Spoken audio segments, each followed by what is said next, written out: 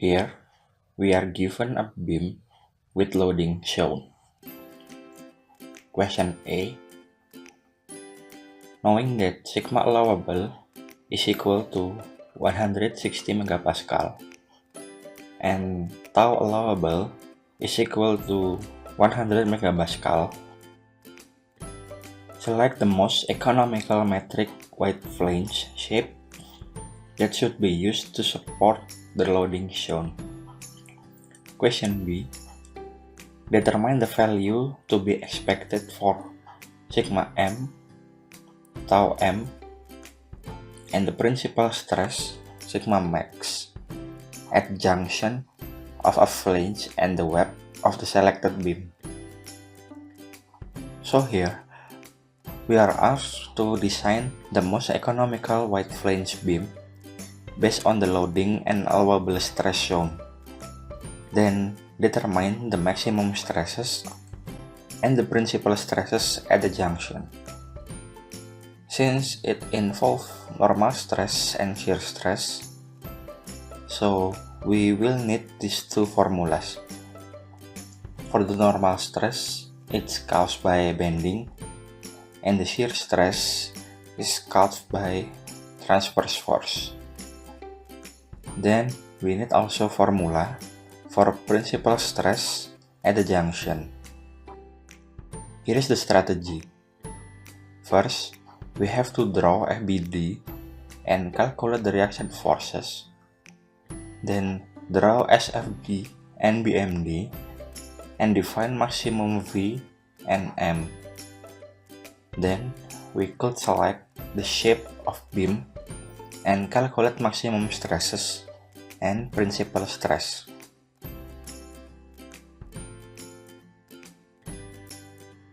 First, we draw the FBD. At reaction forces as shown in the figure. For the pin, it has two components, X and Y. For roller, only has component Y-axis.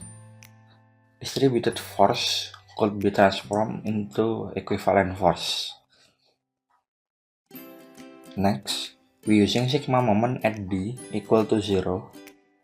AY is minus because it's clockwise times the distance. The equivalent force is positive because counterclockwise times this length. Force at C also positive times this length. And we get AY. Then we find BY by using sigma Fy equal to 0. AY is positive going up. Equivalent force and force at C is minus going down. And we get BY. At x-axis, there is only AX. So AX is equal to 0.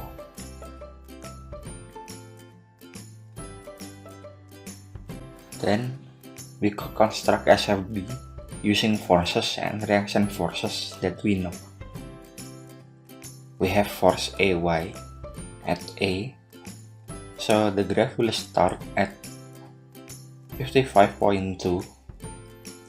Then because of distributed force, the graph is decreasing linearly by 22 per meter. So at B, the graph will reach minus 10.8. Notice here that before B, there is a point where the graph is at 0. We call it O. Next, because there is no force between B and C, therefore the graph is constant at minus 10.8. Then because of force at C, then the graph is going down until it reaches minus 55.8. Then because of dy, the graph is back to 0. Next, we will calculate the area below the graph of this SFD. So then we able to draw BMD. It could be seen here that graph between A and B consists of two triangles. We could easily calculate the area using area of triangle. But we don't know the distance between A and O for this triangle and between O and B for this triangle. So we will using similarity and congruence theorem to calculate the distance. Let's assume the distance between A and O is x. So between O and B is 3 minus x. Since from A to B is 3 meters, then using theorem we could find the value of x. Then also 3 minus x. Now we could calculate the area below curve and we get this value.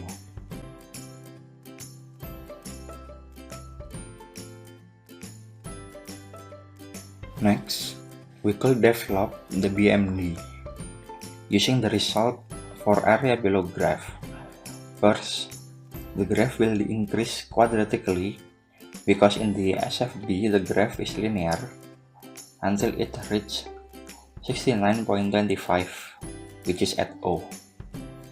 It is also the peak point of the curve. Then from O to B, because the graph in SFB is still linear, so the graph still be curved and decrease by minus 2.65.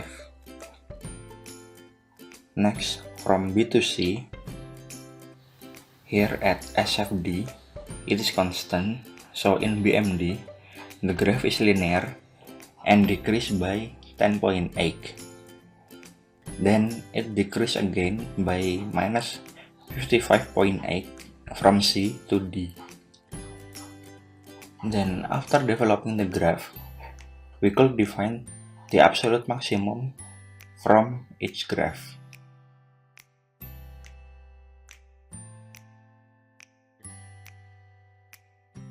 Next, we will answering question A, which is to select the shape of cross-section for our beam.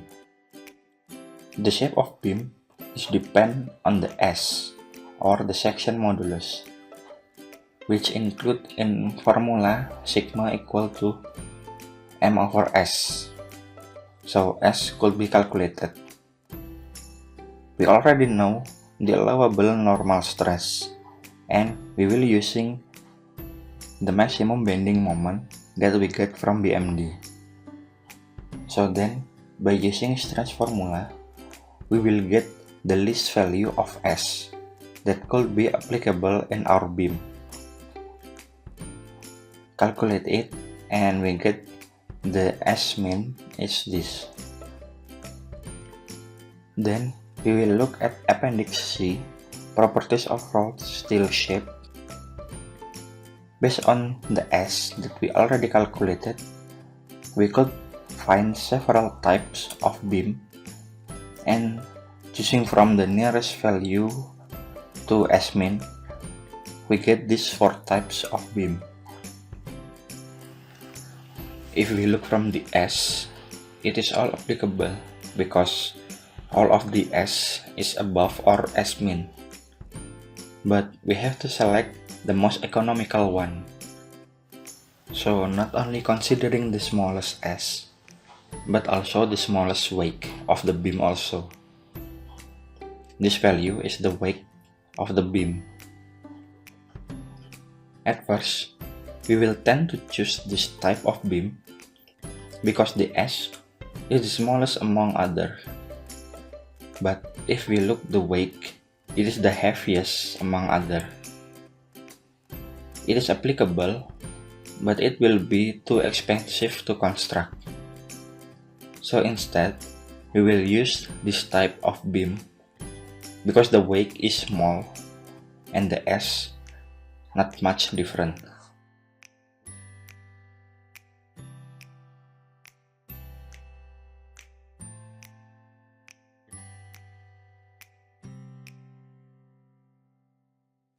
Next, we will calculate the maximum stresses occur at the beam.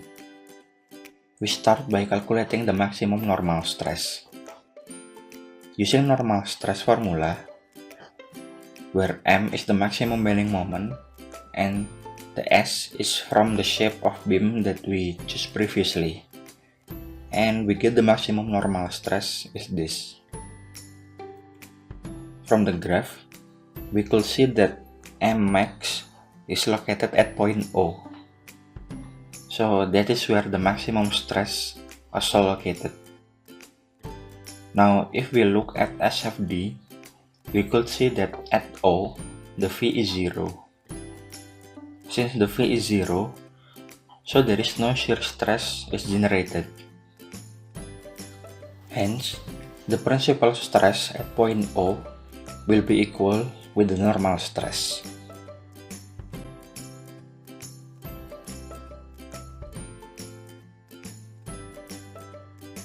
Next, we will calculating the maximum shear stress at the beam.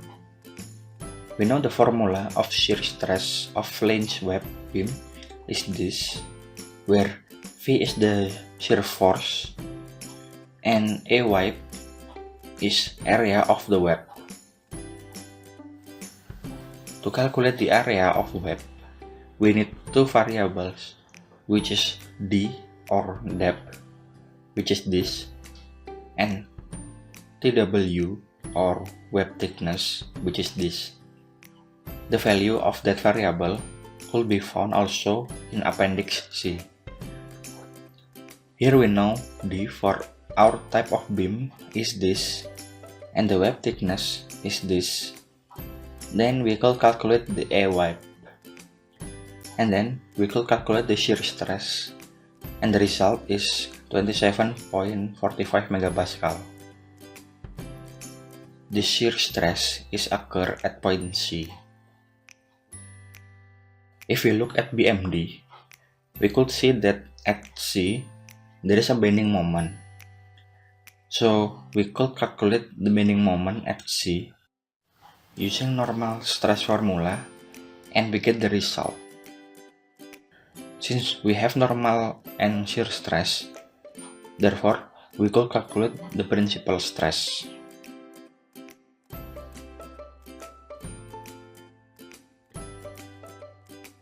Next, we will calculate the principal stress at point C, specifically at junction of flange and web. Where is that? This is called the web, and this is called the flange. And the junction is point where web and flange meet. In our beam is located here and here. We will calculate it at the upper portion. Here we have 2 points A and B. A is located at the surface and B is at the junction. Here we could also see the other components at the beam. We already know D, which is depth of the beam. Then we have C, which is distance from point A to neutral axis. Then we have YB, which is distance from point B to neutral axis. And we have TF, which is the thickness of flange. We could know the value of D and TF from Appendix C. C is basically half of D, and YB is C minus TF. Now let's look at A. Since A is at the surface, it will have stress. Sigma A is equal with the maximum stress at C, which is sigma C. Then for point B, we could calculate the stress using the ratio of distance, which is YB over C, times by sigma A, and we get sigma B. Moreover, at point B, in order to determine the shearing stress value, tau B, we are using this assumption.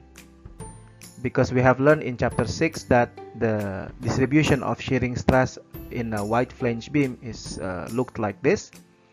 It is big in the web part and small in the flange part. So tau b is assumed to be approximately equal to the tau max, and this is the formula V over A web, and we have obtained the value which is equal to 27.45 megapascal. It is also correct to determine tau b, which is equal to VQ over IT, and the Q there, you can use the Q from this the flange part. Okay, but in this case, we assume tau b is approximately equal to tau max, and therefore it is equal to this value.